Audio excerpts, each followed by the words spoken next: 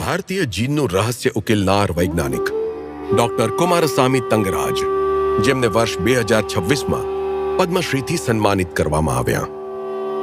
જીવનના અનેક રૂપોને પોતાનામાં સમાવેલા એક ખેતરમાં એક નાના બાળકના મનમાં જિજ્ઞાસાનું પહેલું બીજ અંકુરિત થયું. આ જિજ્ઞાસા આગળ જઈને જીવનના રહસ્યોને સમજવાની ચાવી બની.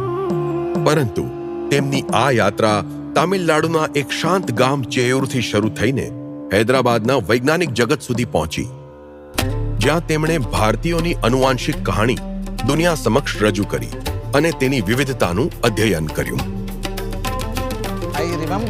મને આજે પણ મારા સરકારી શાળાના દિવસો યાદ છે, જ્યારે મર્યાદિત સંસાધનો હતા. પ્રયોગ કરવા માટે મારે જાતે ખેતરમાં જઈને દેડકા અને ઉંદર પકડવા પડતા હતા. Centre for cellular and molecular બાયોલોજીમાં મારી યાત્રા વર્ષ 1993માં શરૂ થઈ. ત્યારે મેં મદ્રાસ વિશ્વવિદ્યાલયથી મારું પીએચડી પણ પૂરું નહોતું કર્યું. મારી વૈજ્ઞાનિક યાત્રાનો પહેલો મોટો પડાવ ત્યારે આવ્યો જ્યારે મારી ટીમે અને મેં આંદામાનની જનજાતિઓના આશરે 65,000 વર્ષ પહેલા આફ્રિકાની બહાર આવવાવાળા પહેલા આધુનિક માનવ વંશજ હોવાના આનુવંશિક પુરાવા પ્રસ્તુત કર્યા. આખી દુનિયાનું ધ્યાન આ તરફ દોરાયું. જલ્દી જ હાર્વર્ડ અને કેમ્બ્રિજ જેવા પ્રતિષ્ઠિત સંસ્થાનોના વિશેષજ્ઞો તેમની સાથે કામ કરવા આગળ આવ્યા. તેમની આગળની શોધે એ સાબિત કર્યું કે અમારી વિવિધતા છતાં બધા જ ભારતીય એક ઊંડા સામાન્ય મૂળ દ્વારા જોડાયેલા છે. આ જ અમારી વિવિધતામાં એકતાની સાચી ઓળખ છે.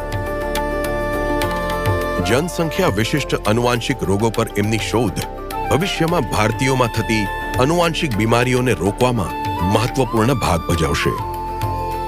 ડોક્ટર થંગરાજ કહે છે કે આ બધી સફળતાઓ તેમના પત્નીના સહયોગ વગર સંભવ નહોતી.